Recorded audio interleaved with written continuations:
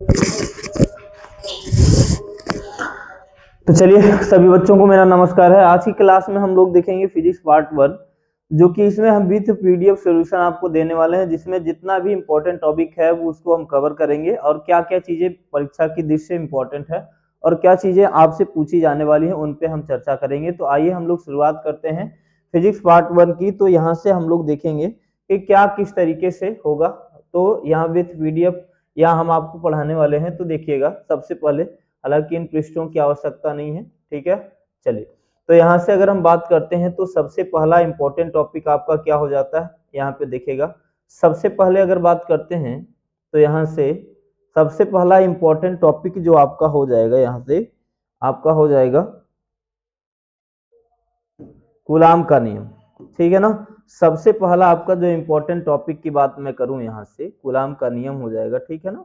Coulomb का नियम, अब यहाँ से देखिएगा, कूलाम का नियम आपसे पूछा जाता है एग्जाम में और आराम से इसका आंसर दे भी सकते हैं। चलिए, तो यहाँ से इसको मैं थोड़ा सा जूम आउट कर देता हूँ। देखिए कैसे बताएंगे कूलाम का नियम। देखो यहाँ पे कूलाम्स लॉ जो था, कूलाम के नियम की अगर हम बात करते हैं, कूलाम के नियम की बात करते हैं तो यहाँ से हम दिया है कि देखिए भैया, अगर दो स्थिर बिंदु आवेश हैं आपके पास, ठीक है ना, दो स्थिर बिंदु आवेश हैं Q1 और Q2 और इनके बीच की सेपरेशन मतलब इनके बीच की दूरी स्मॉल r है, तो यहाँ पर इनके बीच लगने वाला जो आकर्षण या प्रतिकर्षण बल होगा आवेशों के गुणनफल के क्या होगा, अनुक्रमानुपाती, और बीच की दूरी के वर्ग के क्या होगा, व्युत्क्रमानुपाती। यहाँ पर दिया है, ध्यान से देखिएगा, कह रहा है यहाँ पे कह रहा है कि सन 1785 ईस्वी में फ्रांसीसी वैज्ञानिक कूलाम ने प्रयोगों के आधार पर दो आवेशों के बीच कार्य करने वाले यहाँ पर एक नियम की खोज करी जिसे कूलाम का नियम कहते हैं। और इन्होंने यहाँ स्पष्ट किया, स्पष्ट रूप से ये बताया कि दो स्थिर बिंदु आवेशों के बीच लगने वाला आकर्षण या प्रतिकर्षण बल दोनों आवेशों की मात्रा के गुणनफल के अनुक्रमानुपाती होता और उनके बीच की दूरी के वर्ग के क्या होता है, व्युत्क्रमानुपाती होता। अर्थात यहाँ पे कहने का मतलब ये है, जैसे देखिए, अगर यहाँ से बात करूं मैं कि हमारे पास दो स्थिर बिंदु आवेश हैं इस तरीके से, ठीक है ना, एक है Q1 एक है Q2, ठीक है, इनके बीच की दूरी स्मॉल r है, तो यहाँ पर इनके बीच लगने वाला जो बल होगा आवेशों के गुणनफल के क्या होगा, अनुक्रमानुपाती, और इनके बीच की दूरी के वर्ग के व्युत्क्रमानुपाती होगा। प्रोपोर्शनल यहाँ से हटाएंगे तो एक कांस्टेंट लगाना पड़ेगा, 1/4πε0 Q1 Q2 बटा क्या हो जाएगा भैया, r²। अब जहां पर 1/4πε0 की वैल्यू 1/4πε0 की वैल्यू कितनी होती है, 9 × 10⁹ होती है, ठीक है ना। अगर यहाँ पे कोई मीडियम रख दें तो परावैद्युतांक यहाँ पे गुणा कर देते हैं। चलिए, तो यहाँ पे कूलाम का नियम याद रखिएगा, ठीक है ना। कूलाम के नियम की अगर हम बात करते हैं तो इसको याद रखिएगा, यहाँ पे जितनी भी चीजें इसमें दी गई, अब सारी चीजें यहाँ पे देखिएगा। अब यहाँ पे इतना इसका मान दे दिया, 9 × 10⁹ दे दिया, ठीक है ना। चलो, तो यहाँ से कूलाम का नियम बिल्कुल याद रखिएगा आप लोग। उसके बाद हम लोग यहाँ से बात कर लेते हैं सेकंड टॉपिक की। चलो, अब देखिएगा यहाँ से कुछ और इम्पोर्टेंट चीज देखिएगा। इम्पोर्टेंट क्या है, ध्यान से देखिए। अब यहाँ से भैया अगर हम बात करेंगे, ठीक है ना, अगर यहाँ से हम बात करेंगे कूलाम के नियम की, ठीक है ना, यहाँ से अगर बीमी सूत्र जो होगा एप्सिलॉन नॉट का बीमा यहाँ से बता सकते हैं आप लोग, ठीक है ना, एप्सिलॉन नॉट की बीमा बता सकते हैं। और ये इतनी चीज आपको आपके लिए यहाँ पे इंपॉर्टेंट है, ठीक है ना। एप्सिलॉन नॉट की बीमा कैसे निकालोगे बोलो। एप्सिलॉन नॉट की बीमा क्या होती है, हालांकि समय कम है इसलिए ज्यादा डिस्क्राइब नहीं कर पा रहा हूं मैं, ठीक है ना। ये मैं आपके रिवीजन के पर्पज से ये वीडियो मैं आपको बना के दे रहा हूँ, ठीक है ना, आप जैसे रिवीजन कर पाए। यहाँ से अब देखो, इसका फार्मूला ये हो जाएगा m⁻⁻1 l⁻−3 t⁻4 a⁻2। अब यहाँ पे देखो, जब किसी यहाँ पर आवेशों के बीच में अगर कोई मीडियम भर दिया जाए जिसका परावैद्युतांक k है, तो वहां पर लगने वाला जो बल होता है ना, बल जो हो जाएगा वो क्या हो जाएगा, बल की वैल्यू की अगर बात करते हैं तो जो पहले बल था वो परावैद्युतांक से क्या करके आएगा, भाग कर देंगे तो आएगा, ठीक है ना। जैसे मान लो कि यहाँ पर कोई आवेशों के बीच, देखो दो बिंदु आवेशों के बीच मान लीजिए 80 न्यूटन का बल लगता था, 80 न्यूटन का बल लगता था, इसके बीच में परावैद्युतांक 8 भर दिया जाए तो अब बल कितना लगेगा, 80 में 8 का आप भाग दे देंगे तो कितना न्यूटन बचेगा, 10 न्यूटन का बल बचेगा। अर्थात आवेशों के बीच में अगर कोई माध्यम भर दिया जाता है तो उनके बीच का बल क्या हो जाता है, घट जाता है। इस बात को याद रखिएगा, ठीक है भैया। हाँ चलो अब यहाँ से और बात कर लेते हैं, हालांकि ये इंपॉर्टेंट नहीं है। यहाँ से हम टोटल इंपॉर्टेंट टॉपिक की बात करते हैं, ठीक है ना, जितने भी यहाँ पे इंपॉर्टेंट हैं, ठीक है। चलो एक चीज यहाँ से और देखिएगा, वैद्युत क्षेत्र रेखाओं या वैद्युत बल रेखाओं के गुण की बात करते हैं, ठीक है ना भैया। वैद्युत बल रेखाओं की प्रॉपर्टी क्या होती है, वैद्युत बल रेखाओं की प्रॉपर्टी। अच्छा यहाँ से दो चीजें हम कवर अप कर लेंगे, ठीक है ना। यहाँ पे देखिए विद पीडीएफ की बात करते हैं हम लोग, तो यहाँ से क्या क्या चीजें आपको पढ़ना चाहिए। वैद्युत बल रेखाओं के गुण, वैद्युत बल रेखाओं के गुण क्या क्या है, धनावेश से निकलती है और ऋणावेश पे समाप्त हो जाती है। धनावेश से निकलती है और कहाँ समाप्त होती है, ऋणावेश पर। बल रेखाओं के किसी बिंदु पर खींची गई स्पर्श रेखा धनावेश पर लगने वाले बल की दिशा को प्रदर्शित करती है। कहने का मतलब यह है कि जो वैद्युत बल रेखाएं खींची जाती है ना, वो धनावेश के बल की दिशा को निरूपित करती हैं कि बल किधर लगेगा, किधर से किधर की ओर जा रहा है, ये वैद्युत क्षेत्र रेखाएं बताती हैं। दो वैद्युत बल रेखाएं परस्पर काट नहीं सकती। देखो भैया जहां पर काटेंगी वहां नया वैद्युत क्षेत्र उत्पन्न हो जाएगा, और ऐसा करना संभव नहीं होता है। ये रेखाएं खींची हुई लचकदार डोरी की तरह लंबाई में सिकुड़ने का प्रयत्न करती हैं, इसी कारण विपरीत आवेशों में आकर्षण होता है। ये रेखाएं लंबाई की लंबवत दिशा में एक दूसरे से दूर हटने का प्रयत्न करती, इसी के कारण समान आवेश में क्या होता है, प्रतिकर्षण होता है। चलो ये इतनी पॉइंट याद रखना आपको। वैद्युत बल रेखाओं में आपको 2 से 3 पॉइंट याद रखने, ठीक है ना। वैद्युत बल रेखाएं धनावेश से निकल के ऋणावेश में इंटर करती हैं। वैद्युत बल रेखाएं एक दूसरे को काटती नहीं है, एक दूसरे को काटेंगी नहीं, और वैद्युत बल रेखाएं जो होती है एक दूसरे के समानांतर खींची जाती है, याद रखना। वैद्युत क्षेत्र की तीव्रता क्या होगा, तीव्रता E बराबर क्या होता है, F अपान Q नॉट। एकांक धन परीक्षण आवेश को किसी बिंदु तक लाने में किया, सॉरी यहाँ पर एकांक धन परीक्षण आवेश को वैद्युत क्षेत्र के भीतर लाने में किया गया कार्य। देखो यहाँ पे दिया है ना, वैद्युत क्षेत्र में किसी बिंदु पर रखे परीक्षण आवेश पर लगने वाला बल परीक्षण आवेश की निष्पत्ति की तीव्रता कहते हैं यहाँ पे। तो E बराबर F अपान क्या हो जाएगा, Q नॉट। तो एकांक धन परीक्षण आवेश को वैद्युत क्षेत्र के भीतर लाने में किया लगने वाला यहाँ पर बल क्या होता है, वैद्युत क्षेत्र की तीव्रता होता है, ठीक है ना। ज्यादा यहाँ पे चलिए, तो यहाँ पर हम एक पर्पज यहाँ पर मेरा है कि जल्दी से जल्दी यहाँ पर टॉपिक को कवर कर लिया जाए, और यहाँ से हम यहाँ पे आपको बता पाए कि कौन कौन सी चीजें आपके लिए महत्वपूर्ण है। एक रिवीजन टाइप में मैं यहाँ पर वीडियो बना रहा हूँ। वैद्युत क्षेत्र की तीव्रता यहाँ से बात करेंगे, वैद्युत क्षेत्र की तीव्रता का यहाँ पे बीमा का हो जाएगा, ठीक है ना। बीमा क्या हो जाएगा भैया, वैद्युत क्षेत्र की तीव्रता का बीमा क्या हो जाएगा, m(L)T⁻³ a⁻⁻1। E बराबर फार्मूला क्या होता है, F अपान Q होता है। तो F की वैल्यू mLT⁻², और Q का बीमा होता है AT, ऊपर ले जाएंगे तो m⁻1 a⁻1 L⁻1 T power कितना हो जाएगा, -3 हो जाएगा ना, ये बीमा इसकी हो जाएगी। वैद्युत क्षेत्र की तीव्रता कैसी राशि है, सदिश राशि है। कैसी राशि है भैया, सदिश राशि है। बोलो बात समझ में आती है, बोलिए बात समझ में आई। हाँ चलो यहाँ से अगर बात करते हैं हम, ठीक है ना, चलो ठीक है। अब बताओ किसी बिंदु आवेश के कारण वैद्युत क्षेत्र की तीव्रता कैसे निकालोगे। सबसे पहले यहाँ पे हम डायग्राम बना लेंगे। डायग्राम बनाने के बाद देखो यहाँ पे हमने डायग्राम खींच लिया, ठीक है ना। एक पर Q आवेश है, एक पे Q नॉट आवेश है। अब इनके बीच लगने वाला जो कुलामी बल होगा, इनके बीच लगने वाला कुलामी बल जो होगा भैया, F बराबर 1/4 पाई एप्सिलॉन नॉट की Q नॉट अपान क्या हो जाएगा, दूरी का स्क्वायर, यही होता है। और E बराबर फार्मूला क्या होता है, F upon Q not. F के स्थान पर ये वाली वैल्यू पुट कर दीजिए। जब पुट करेंगे तो यहाँ से निकल के क्या आएगा, E बराबर 1/4 pi epsilon not Q upon r² निकल के आ जाएगा, क्योंकि Q नॉट से Q नॉट कट जाएगा, यही बचेगा केवल, ठीक है। बात क्लियर है, बताइए। चलिए तो यहाँ पर हम लोग आगे देखते हैं, अगला यहाँ पे क्या हो जाएगा। चलो यहाँ से अगले टॉपिक की ओर चलते हैं। चलो यहाँ से पहले चैप्टर में जो आपका यहाँ से टॉपिक है, हाँ चलो अगर यहाँ से हम बात करते हैं, चलिए तो वैद्युत द्विध्रुव इलेक्ट्रिक, यहाँ पर डाइपोल क्या होता है, वैद्युत द्विध्रुव।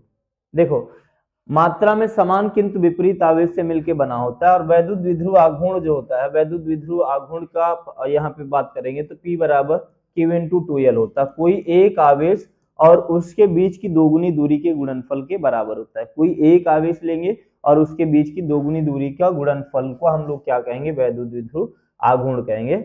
और इसके लिए यहाँ पे उसके बाद वैद्युत द्विध्रुव के कारण उत्पन्न वैद्युत क्षेत्र की तीव्रता क्या हो जाएगा। अब यहाँ पर दो स्थितियां आती है, एक अच्छी स्थिति और एक निरक्षी स्थिति, ठीक है ना। अच्छी स्थिति और निरक्षी स्थिति दोनों का डेरिवेशन आप लोग कर लीजिएगा, ठीक है ना। अच्छी स्थिति और निरक्षी स्थिति का डेरिवेशन आप लोग कर लीजिएगा, बिल्कुल डेरिवेशन कराया जा चुका है, ठीक है ना। अब यहाँ पर एक और चीज देखिएगा, इसको जरा देखिएगा यहाँ से, चलो यहां से इसको देखिएगा भाई, ठीक है ना। हाँ चलिए, अगर मैं इसकी बात करूं तो एक समान वैद्युत क्षेत्र में रखे वैद्युत द्विध्रुव पर लगने वाला बल युग्म क्या हो जाएगा। इसका फार्मूले की बात करते हैं हम। तो यहाँ से डायग्राम खींचेंगे, एक समान वैद्युत क्षेत्र खींचेंगे और यहाँ पर क्या रखेंगे, एक वैद्युत द्विध्रुव रखेंगे जो प्लस क्यू और माइनस क्यू से मिलकर बना होता है। इसको यहाँ से इसको मिलाएंगे तो इसके बीच की दूरी निकालेंगे, 2l sin थीटा हो जाएगा। भाई पाइथागोरस थ्योरम से निकाल सकते हैं, यहाँ पे साइन थीटा बराबर लंब बटा कर्ण होता है, इससे निकाल सकते हैं। तो यहाँ पे क्या हो जाएगा, टाउ बराबर बल गुणित लंबवत दूरी 2l sin theta, 2l sin theta लिख देंगे। और यहाँ से बल के स्थान पे क्या लिख सकते हैं, Q इंटू ई लिख सकते हैं, 2l sin थीटा हो जाएगा, Q इंटू ई हो जाएगा। और यहाँ से 2QL यहाँ से लिख देंगे तो P हो जाएगा EP sin थीटा, यहाँ से इसका फार्मूला आएगा। तो इसको बिल्कुल याद रखिएगा, सदिश रूप में sin थीटा को हटा देंगे तो यहाँ पे क्रॉस प्रोडक्ट लगा देंगे, ठीक है, समझ में आया।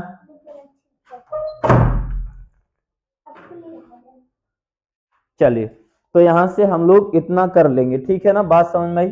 चलो यहाँ पे एक प्रारूप मैं आपको दिखाने की कोशिश कर रहा हूं ताकि आप लोग समझ पाए किस तरीके से क्वेश्चन आने वाला है। अब देखो जरा, अगर ऐसा प्रश्न यहाँ पे आ जाए, देखो अगर ऐसा प्रश्न कुछ यहाँ से बना दे, ठीक है ना, बोर्ड में कुछ इस तरीके से प्रश्न बना दे अगर, तो यहाँ पे कैसे हल करोगे।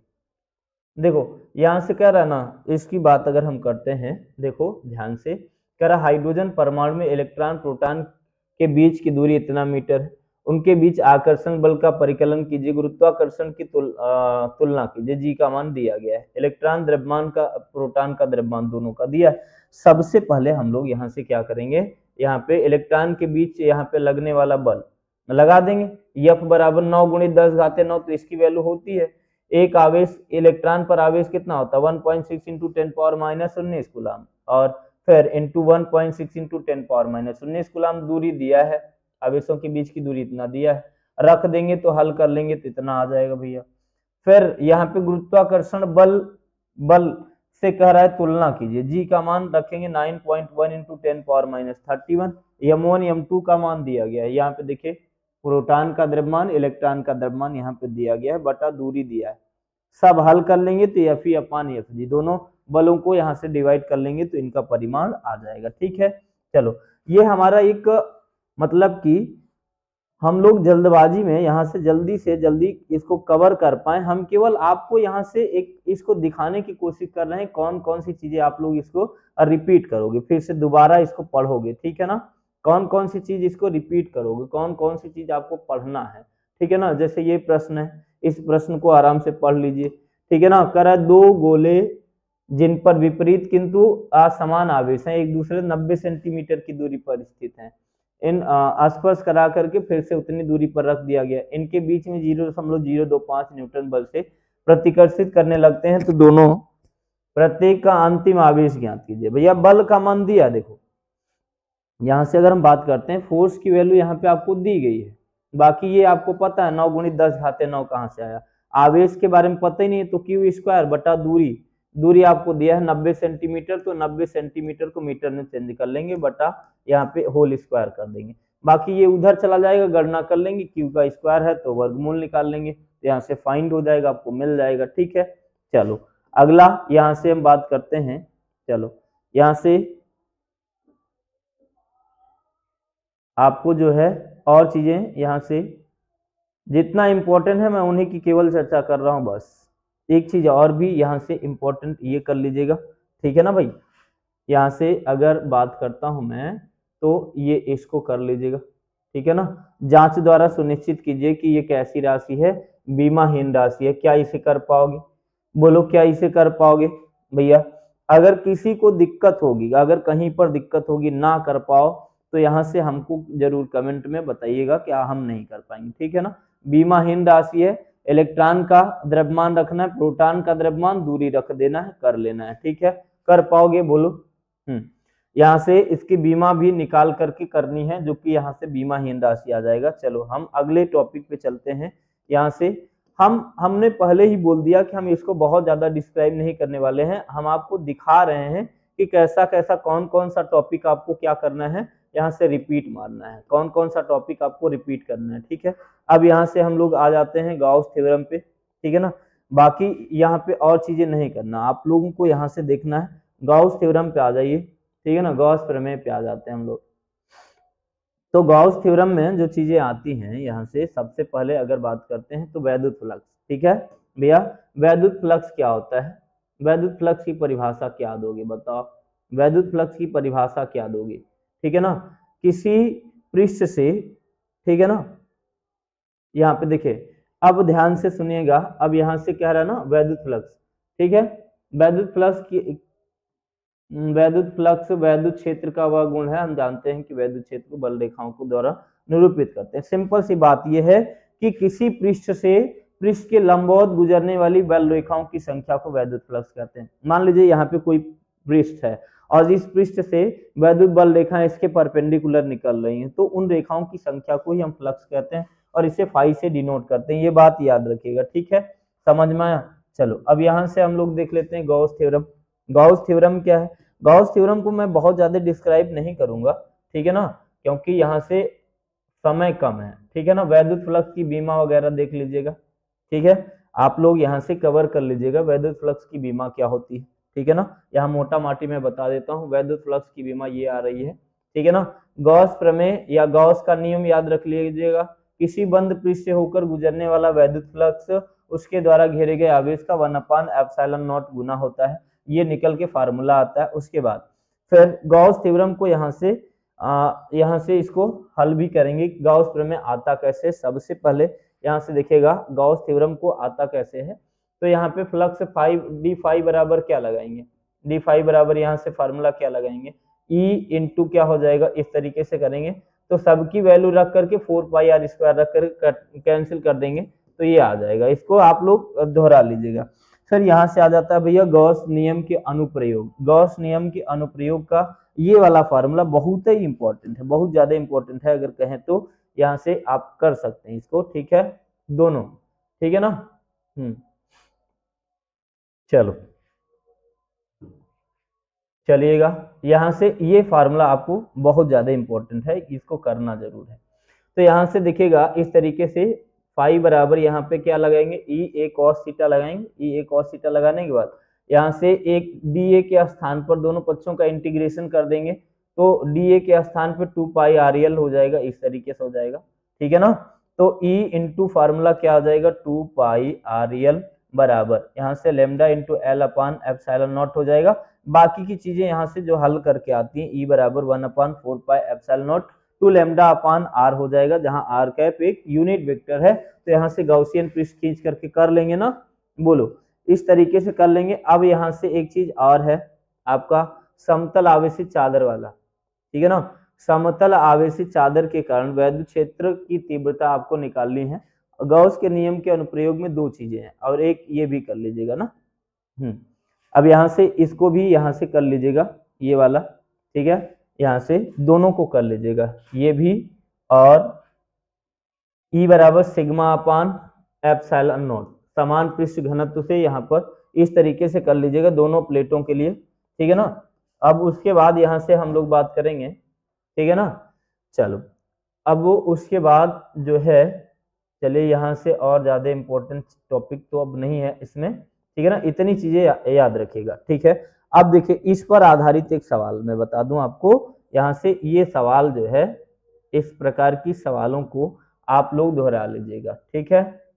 एक मैं पेपर का एक बेसिक फंडा बता रहा हूँ, ठीक है ना। हाँ, यहाँ पे पूरा सिलेबस कवर करने की यहाँ पे कोशिश मैं नहीं कर रहा हूँ, नहीं बहुत ज्यादा टाइम एक्सपेंड होगा। देखो वैद्युत क्षेत्र दिया है आपको और ए का मान दिया है, क्षेत्रफल दिया है। अब कह रहा है क्या निकालो, वैद्युत फ्लक्स निकालो। तो फ्लक्स बराबर फार्मूला क्या हो जाएगा, फाई बराबर ई ए हो जाएगा ना, फाई बराबर क्या हो जाएगा भैया, ई ए हो जाएगा।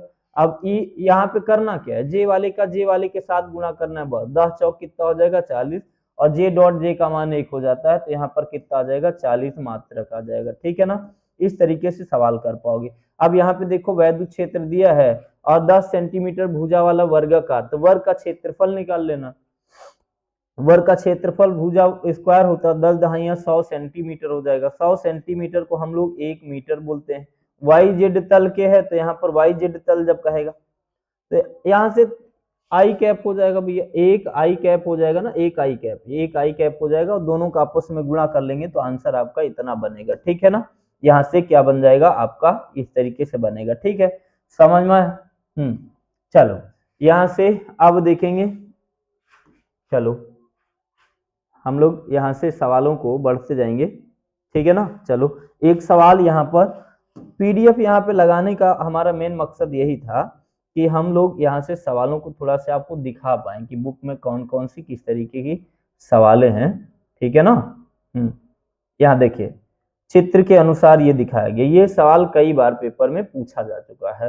करा चित्र में दर्शाए अनुसार 10 सेंटीमीटर भुजा के किसी वर्ग के केंद्र से 5 सेंटीमीटर ऊंचाई पर कोई 10 माइक्रोकुलाम का आवेश रखने पर फ्लक्स कितना हो जाएगा। अब देखो भैया फ्लक्स निकालना है तो 10 माइक्रोकुलाम आवेश है 10 घाते -6 कर देना तो कुलाम में हो जाएगा, और एप्सिलॉन नॉट की वैल्यू यहाँ होती है 8.85 गुणे 10 घाते -12 होती, भाग दे देंगे। लेकिन घन की कितनी फलक होती है 6, 6 से डिवाइड भी आपको करना है, याद रखना। ठीक है, चलो बाकी गणना आप लोग कर लेंगे। ठीक है, चलो तो यहाँ से हम लोग अगले टॉपिक पे चलते हैं।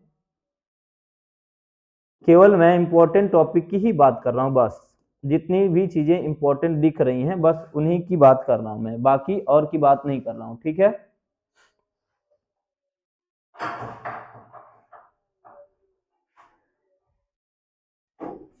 चलो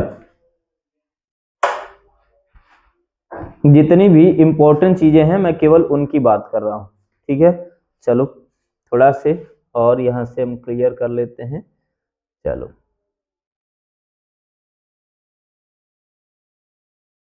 गाउस थ्योरम से ही हो गया यहाँ से। अब ये इस चैप्टर से इतना ही चीज आपको पढ़ना है। ठीक है ना, अब अगले इस चैप्टर से आपको क्या पढ़ना है, देखो इस चैप्टर से आपको पढ़ना है वैद्युत विभव और विभवांतर, आपको पढ़ के जाना है। ठीक है ना, वैद्युत विभव और क्या पढ़ के जाना भैया, विभवांतर पढ़ के जाना है। ठीक है ना, वैद्युत विभव और विभवांतर क्या होता है इसके बारे में जरूर पढ़ के जाइएगा। ठीक है, चलो यहाँ से ये देखिएगा वैद्युत विभव क्या होता है, वैद्युत विभवांतर क्या होता है। वैद्युत विभव और विभवांतर क्या हो जाएगा, ठीक है ना, और एक इलेक्ट्रॉन वोल्ट किसे कहते हैं ये भी पढ़ के जाइएगा। ठीक है, सारी चीज यहाँ पे मैंने दिखा दिया है। एकांक धन परीक्षण आवेश को अनंत से किसी बिंदु तक लाने में किया गया कार्य, या बिंदु बी से बिंदु ए तक लाने में किया गया कार्य क्या कहलाता है, वैद्युत विभवांतर कहलाता है। वी ए माइनस क्या हो जाएगा, वी बी बराबर क्या हो जाएगा, डब्ल्यू बी ए अपान कितना हो जाएगा, क्यू नॉट। बिंदु बी से बिंदु ए तक लाने में किया गया कार्य वैद्युत विभवांतर कहलाता है। और यहाँ से जब अनंत से बिंदु ए तक ले जाएंगे तो यहाँ पे क्या हो जाएगा, विभव हो जाएगा। बोलो बात यहाँ पे क्लियर है।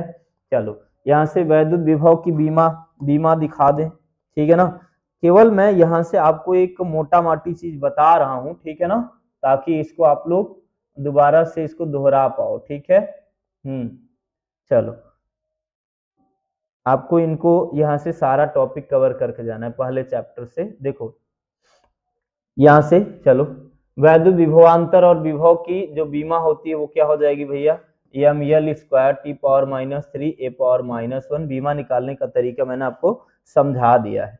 चलो अब कह रहा है कि इनके बीच में उसके बाद फिर चलो यहाँ से और कुछ चीजें। ठीक है ना, इलेक्ट्रॉन वोल्ट, इलेक्ट्रॉन वोल्ट की परिभाषा क्या होगी इसको याद रखिएगा। इलेक्ट्रॉन वोल्ट किसे कहते हैं, ठीक है ना, इलेक्ट्रॉन वोल्ट किसे कहते हैं ये चीज याद रखना। ठीक है, समझ में आया, इलेक्ट्रॉन वोल्ट किसे कहते हैं ये चीज याद रखना। एक इलेक्ट्रॉन वोल्ट कार्य या जो ऊर्जा का बहुत छोटा मात्रक है जिसका प्रयोग परमाणु भौतिकी में किया जाता है। एक इलेक्ट्रॉन वोल्ट वह कार्य है जो कि इलेक्ट्रॉन को एक बिंदु से दूसरे बिंदु तक ले जाने में किया जाता है। ठीक है, याद रखना इसको। चलो और आगे बढ़ जाते हैं, हालांकि ये बहुत ज्यादा इंपॉर्टेंट नहीं है यहाँ पे। चलो संरक्षी, चलो अब भैया यहाँ से एक दो चीजें और याद रखेगा। अच्छी और निरक्षी स्थिति का विभव, ठीक है ना, अच्छी और निरक्षी स्थिति का विभव यहाँ पर है। अच्छी और निरक्षी स्थिति के विभव का यहाँ पे आप लोग डेरिवेशन याद रखिएगा, ठीक है ना। यहाँ से अच्छी स्थिति और निरक्षी स्थिति के विभव का डेरिवेशन याद रखिएगा, ये रहा डेरिवेशन, ठीक है ना। ये डेरिवेशन आप लोग दोहरा लीजिएगा, अच्छी और निरक्षी स्थिति का दोनों का, ठीक है। चलो आगे अगला बढ़े।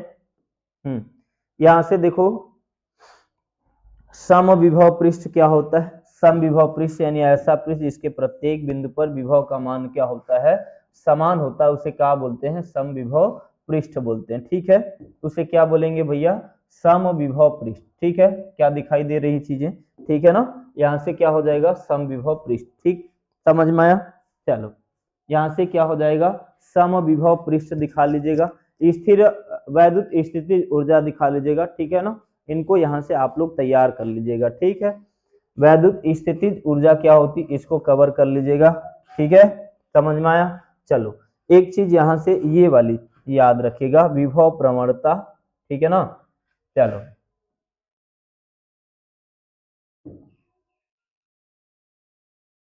देखो विभव प्रवणता एवं वैद्युत क्षेत्र की तीव्रता में जो रिलेशन आता है वो याद रखिएगा। रिलेशन क्या आता है, यहाँ से बात करें हम, तो रिलेशन आपका विभव प्रवणता बराबर विभव में परिवर्तन बटा दूरी में परिवर्तन। विभव में परिवर्तन बटा दूरी में परिवर्तन को हम लोग क्या कहते हैं, कैसे बताओगे, विभव परिवर्तन और दूरी परिवर्तन के अनुपात को क्या कहते हैं, विभव प्रवणता कहते हैं। बात क्लियर है, बोलो कर पाओगे। तो यहाँ से आपको वैद्युत क्षेत्र और इसमें संबंध निकालने के लिए इस तरीके से कर सकते हैं, तो यहाँ पे फाइंड हो जाएगा, ठीक है, समझ में आया। चलो आगे यहाँ पर टोटल जो फार्मूला निकल करके आता है आपका, जो फॉर्मेट निकल के आएगा, ठीक है ना। एक मैंने थोड़े से जल्दबाजी के चक्कर में अगर मैंने इसको थोड़ा से क्रॉप कर लिया होता पहले से ही तो ज्यादा बेटर होता, ठीक है। चलिए आइंदा ये चीजें याद रखी जाएंगी, ठीक है। चलो यहाँ से ये हो जाएगा वैद्युत क्षेत्र की तीव्रता ई बराबर माइनस का डेल्टा वी अपान अपान क्या हो जाएगा, डेल्टा एक्स। ये फार्मूला बनेगा वैद्युत क्षेत्र की तीव्रता और विभव प्रवणता में संबंध का। और विभव प्रवणता की बीमा क्या होगी भैया, विभव प्रवणता की बीमा होगी M L T power -3 A power -1, याद रखना, ठीक है। चलो आगे बढ़े, बोलो। यहाँ से अब इसको जरा देखिएगा, ये फॉर्मेट की बात करते हैं यहाँ से, ठीक है ना। चलो ये फार्मूला जो है आपको यहाँ से वैद्युत क्षेत्र में वैद्युत द्विध्रुव की स्थितिज ऊर्जा का जो फार्मूला बनेगा आपका, यहाँ से क्या आएगा, EP sine theta cos theta आ जाएगा माइनस ईपी कॉस थीटा आ जाएगा, ठीक है ना, माइनस ईपी। इसको याद रखिएगा, इसको इसका डेरिवेशन कर लीजिएगा, इसको डेराइव कर लीजिएगा, ठीक है, समझ में आया। चलो यहाँ से ये चीजें हैं तो आप इसको कर लीजिएगा बखूबी, आपको आना चाहिए, ठीक। चलो यहाँ से बस अब इतना, ये टॉपिक खत्म है। अब इस पे सवालें जो हैं हम दिखा देते हैं, कौन कौन सी सवाल बहुत ज्यादा इंपॉर्टेंट है। चलो चलिए यहाँ से ये सवाल कई बार बोर्ड पेपर में पूछा जा चुका है।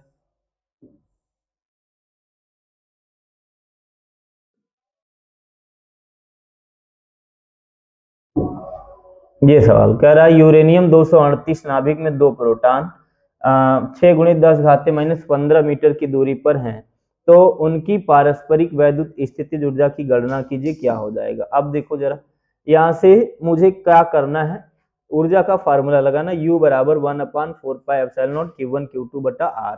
ये फार्मूला है, तो इसकी वैल्यू 9 × 10⁻⁹ हो जाएगी। Q1 का मान आपको प्रोटॉन रखना 1.6 × 10⁻19, फिर इंटू Q2 का मान भी 1.6 × 10⁻19 रखना है, दूरी 6 × 10⁻15 रखना है, हल करेंगे तो इतना आ जाएगा। चलो यहाँ से हम लोग आगे बढ़ेंगे, चलो भैया चलो और आगे बढ़ जाते हैं।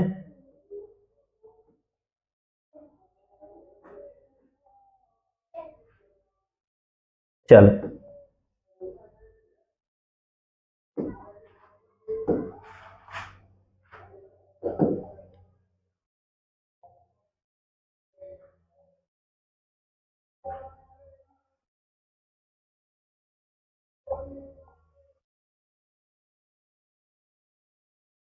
चलिए अब आ जाते हैं हम लोग कहाँ पे, संधारित्र पर आ जाते हैं, ठीक है ना।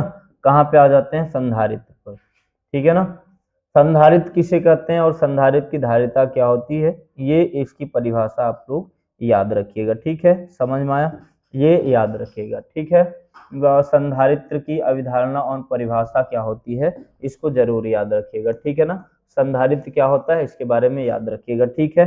मैं बहुत ज्यादा इसको एक्सप्लेन नहीं कर पा रहा हूँ, ठीक है ना, कारण यही है कि यहाँ पर समय कम है, ठीक है ना। समय कम होने के कारण, हालांकि जो बच्चे पढ़ चुके हैं, ठीक है ना, उनके लिए तो प्रॉफिट है, वो लोग यहाँ से कर पाएंगे आराम से, क्योंकि उनका सारा कंसेप्ट क्लियर है, ठीक है। हाँ तो चलो, जो नए वाले बच्चे होंगे उनको हम लोग टॉपिक वाइज फिर से पढ़ाएंगे, ठीक है ना। यहाँ पे वैद्युत धारिता का जो बीमा है, धारिता की बीमा क्या हो जाएगी, m power -1 l power -2 t power 4 a power 2 हो जाएगा, ठीक है। विलगित गोलीय चालक की धारिता का जो फार्मूला बनेगा, विलगित गोलीय चालक की धारिता का जो फार्मूला बनेगा, c बराबर क्या बनेगा भैया, 4 पाई एप्सिलॉन नॉट के इंटू क्या बनेगा a, जहां a क्या है, गोले की त्रिज्या है। अच्छा, एक formula c upon C naught बराबर क्या हो जाएगा k। अगर यहाँ पे इसके बीच में, संधारित्र के बीच में कोई माध्यम भर दिया जाता है तो यहाँ पर उसकी धारिता क्या हो जाती है, बढ़ जाती है, धारिता क्या हो जाएगी, बढ़ जाएगी। एक फार्मूला यहाँ से ये देखिएगा, बहुत इंपॉर्टेंट है ये, बात करें, ठीक है ना। हम यहाँ से इसकी आवेशित स्थितिज ऊर्जा की बात करें, पोटेंशियल एनर्जी की, तो ये फार्मूला हाफ CV², ठीक है ना। इसको चाहे जैसे करिएगा, इसको याद रखिएगा ना। हाँ, हाफ CV² आता है इसका फार्मूला निकल करके, स्थितिज ऊर्जा U बराबर 1/2 CV², इसका फॉर्मेट निकल करके आएगा, इसका फार्मूला निकल के आएगा। बोलो कर पाओगे, है। चलो यहाँ से अगला हम लोग आगे देखेंगे, ठीक है ना। चलो यहाँ से जितना भी इम्पोर्टेंट टॉपिक है हम उसको कवर कराने की कोशिश कर रहे हैं पूरी तरीके से, ठीक है। चलो यहाँ से संधारित्र क्या होता है, संधारित्र एक ऐसा समायोजन है जो अपने आकार में बिना परिवर्तन किए हुए वो क्या करता है, आवेश को संचित करने का काम करता है, ये यहाँ पे दिया गया। संधारित्र क्या होता है, ठीक है ना, संधारित्र की परिभाषा याद रखना, ठीक है ना। कैपेसिटर क्या होता है ये याद रखना, ठीक। चलो आगे बढ़े, बताइए, आगे बढ़े भैया। चल, अब उसके बाद आपका जो है आ जाएगा, ठीक है, समांतर प्लेट संधारित्र की धारिता का फार्मूला हल करने के लिए, ठीक है ना। समांतर प्लेट संधारित्र की धारिता का फार्मूला हल करने के लिए आ जाएगा, ठीक है। कहाँ चला गया, चलो ये रहा आपका नीचे, यहाँ पे मैं थोड़ा सा जूम कर देता हूँ, ठीक है ना। समांतर प्लेट संधारित्र की धारिता का यहाँ से व्यंजक आप लोग देख लीजिएगा, ठीक है ना। यहाँ से जो फार्मूला निकल के आएगा आपका, ठीक है ना, जो फार्मूला निकल के आएगा भैया वो कहाँ निकल के आएगा, C बराबर K epsilon not A upon D निकल के आएगा, ठीक है। ये फार्मूला निकल के आएगा, ठीक है, याद रखना। चलो आगे बढ़े, आगे बढ़ जाते हैं, संधारित्रों का समायोजन पे सवाल आ जाती है, ये फार्मूला याद रखिएगा, ठीक है ना। स्थितिज ऊर्जा करा ही दिए हैं, उसके बाद एक फार्मूला यहाँ से, और चलो यहाँ से आ जाएगा आपका ये वाला, ठीक है ना, बहुत बार पूछा जा चुका है ये वाला, आवेशित समांतर प्लेट संधारित्र के प्लेटों के बीच संचित ऊर्जा। मेन यहाँ से ऊर्जा का फार्मूला U बराबर क्या निकल के आएगा, 1/2 एप्सिलॉन नॉट E², ये फार्मूला यहाँ से निकल के आएगा, ठीक है ना, इसको याद रखिएगा, ठीक है। ये फार्मूला आपका यहाँ से हो जाएगा, ठीक, याद रखना इसको भाई। चलो आगे अगला, चलो थोड़ी सी ये वीडियो लंबी भी हो रही है, हर चीज का ध्यान देना पड़ता है भाई ऑनलाइन में, ऑनलाइन इतना आसान भी नहीं है। चलो यहाँ पर आप लोग सवाल देखते जाइएगा, ऊर्जा पर आधारित सवाल आती है, ठीक है ना। हाफ CV² पर क्या आएगा, सवाल आएगा, ठीक है, हाफ CV² पर सवाल आएगा। एक सवाल यहाँ से ये देखिए, इस सवाल की अगर हम बात करें,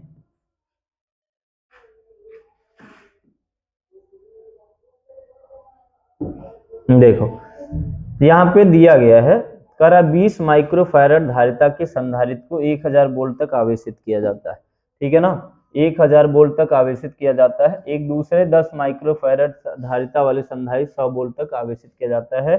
ऊर्जा हानि बताइए, ठीक है।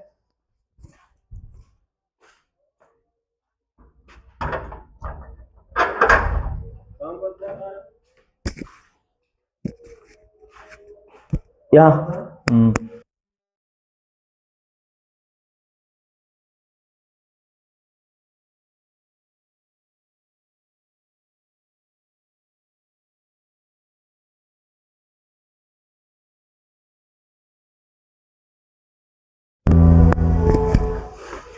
देखिए, तो ऐसे यहाँ पर जब ऊर्जा हानि पूछता है तो ऊर्जा हानि के बारे में जब निकालेंगे तो सबसे पहले एनर्जी यहाँ से निकाल लेंगे।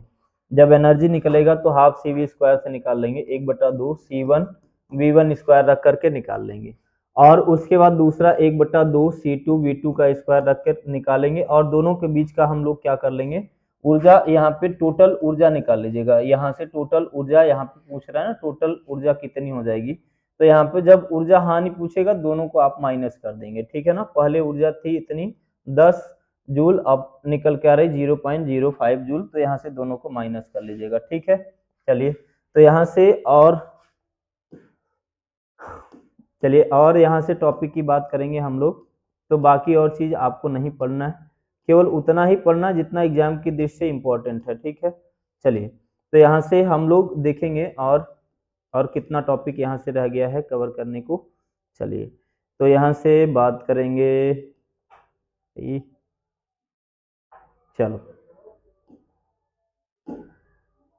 चलिए, तो यहाँ से हमने यहाँ तक आपको संधारित्र तक हमने कवर कर दिया है, और चीजों को हम लोग एक अगली वीडियो में हम लोग यहाँ से देंगे, ठीक है ना। अगली वीडियो आपके सामने आएगी यहाँ पर शाम तक या कल तक आ जाएगी, तो उसमें हम लोग पूरा कवर कर देंगे, ठीक है।